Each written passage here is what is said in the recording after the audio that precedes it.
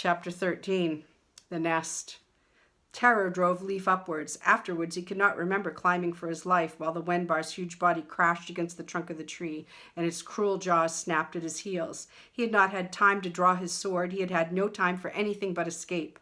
When he came to himself, he was clinging to a high branch with Jasmine and Barda beside him.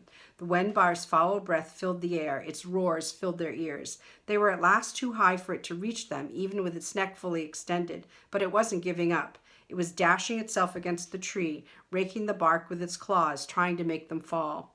It was still not completely dark, but it was growing very cold. Leif's cloak kept his body warm, but his hands clinging to the tree were numb. Beside him, Barda was shivering violently, and his teeth were chattering.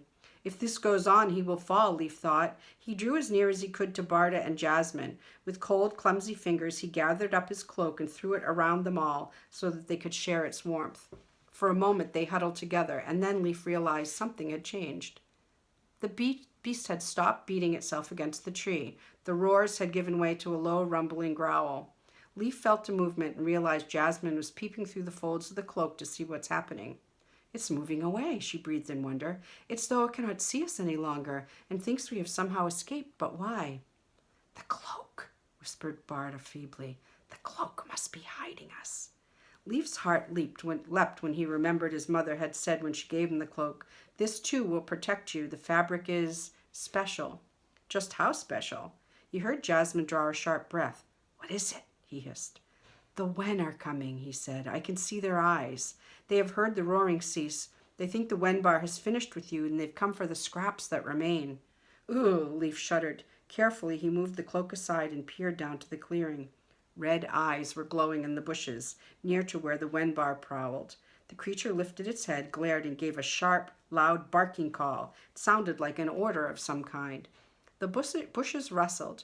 The Wenbar called again, even more loudly, and finally 2 pale, bent shapes crept, quivering, into the clearing to kneel before it. The Wenbar grunted. Carelessly, it seized the kneeling shapes, tossed them into the air, and caught them in its hideous jaws and swallowed them whole. Sickened, Leif turned away from the horrible sight. Jasmine pushed away the cloak and stood up. "We're safe now," she said. "See, the Wen have run away, and the creature is going back to its cave." Leif and Barda exchanged glances.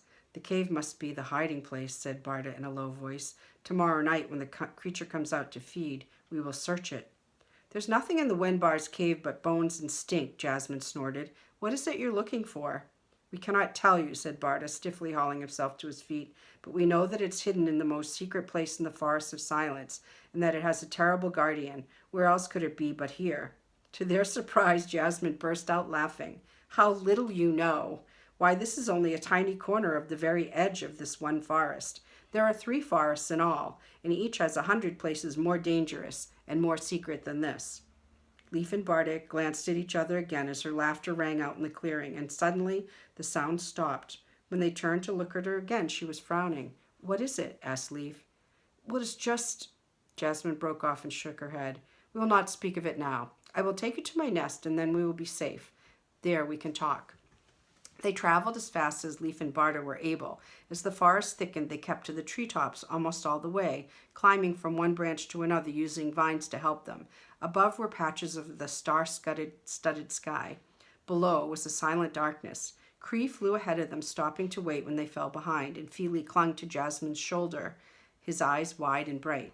With every movement, Leif felt his strength returning, but still he was glad when they at last reached Jasmine's home.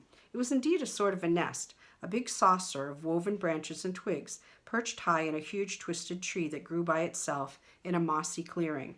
The moon shone down through the leaves above, flooding the nest with a soft white light. Jasmine did not speak at once. She made Leif and Barda sit while she brought out berries, fruits, nuts, and the hard shell of some sort of melon filled to the brim with sweet, cool water. Leif rested, looking around in wonder. Jasmine had few possessions. Some of them, like a broken-toothed comb, a tattered sleeping blanket, an old shawl, 2 tiny bottles, and a small carved wooden doll, were sad reminders of the parents she had lost. Others, a belt, 2 daggers, several flints to make fire, and many gold and silver coins, had come from the bodies of Grey Guards who had been sacrificed to the Wenbar. Jasmine was carefully dividing the food and drink into 5 equal parts, setting out Feely's and Cree's places as if they were indeed part of her family. Watching her, Leaf realized with a shock that her tattered gray clothes had also come from Grey Guards. She had cut and tied the cloth to fit her. It made him squirm to think of her robbing helpless victims and leaving them to die, but he tried to remember the guards had taken her parents, killed them probably, or at least enslaved them, and left her alone in the wild forest, but still, her ruthlessness cheered him. Eat! Jasmine's voice broke into his thoughts. He looked up as she sat down. Food will help you recover, she said, and this food is good. She helped herself to a strange pink-colored fruit and bit into it greedily, the juice running down her chin. I'm a fool to judge her, Leaf thought. She lives as best she can, and it is thanks to her that we're alive. She put herself in grave danger for us when she could have turned her back. Now she has brought us to her home and shares her food and drink with us. He saw that Barda had begun to eat, and he did the same. He had never eaten a stranger meal, not just because the food was different from what he was used to, but it was so high above the ground, beneath a white moon, on a platform that swayed gently with every breeze, because a blackbird called Cree and a small furred creature called Feely shared the meal. How long have you lived here alone? He asked. I was 7 when the Grey Guards came, the girl answered, licking her fingers and reaching for another fruit. They must have come the long way from Dell, for the Wen had not seized them. I was filling the water bags at the stream. My parents were searching for food and carrying it to the house in the treetops. The guards saw them and caught them, burned the house, and took them away. But the guards did not find you. How was that? My mother looked back to me and made a sign for me to hide in the ferns and be silent, said Jasmine. So I did as I was told. I thought if I did that, if I was good, my mother and father would come back, but they did not. Her mouth tightened and turned down at the corners, but she didn't cry. Jasmine, thought Leaf, had probably not cried for a very long time. So you grew up alone in the forest? She nodded. The good trees and the birds helped me, she said, as though this was the most normal thing in the world.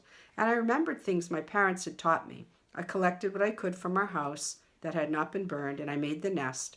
I slept in it at night, and I was safe from the things that roam the forest floor in the darkness. And so I have lived ever since. That potion you gave us to help us move, what was that? My mother made it long ago from leaves like the ones that grow along the Wen path. It cured father when he was stung. I used it on Feely, too, when I found him caught by the Wen as a baby. That's how he came to live with me, wasn't it, Feely? The little creature nibbling berries beside her chattered in agreement, and she grinned, but her smile quickly faded as she turned back to Barda and Leaf. There were only a few drops left when I found you, she said. The bottle is empty now. Can you not make more? Asked Barda. She shook her head. The guard's fire killed the leaves that grew here in the forest. The only others are on the Wen path. So, Leaf thought, she's unprotected now because of us. We are deeply grateful, he muttered. We owe you our lives, Jasmine. She shrugged, brushing the last of the fruit stones from her lap. And Deltora owes you a great debt, Barda added, for now we can continue our quest. Jasmine looked up. If your quest to the forest leads you to the place I think it will, you will not survive in any case. I might as well have left you to the Wen bar, she said bluntly. There was a short, unpleasant silence. The girl shrugged again. But I suppose you will go on, whatever I say, she sighed. So I will show you the way. Are you ready?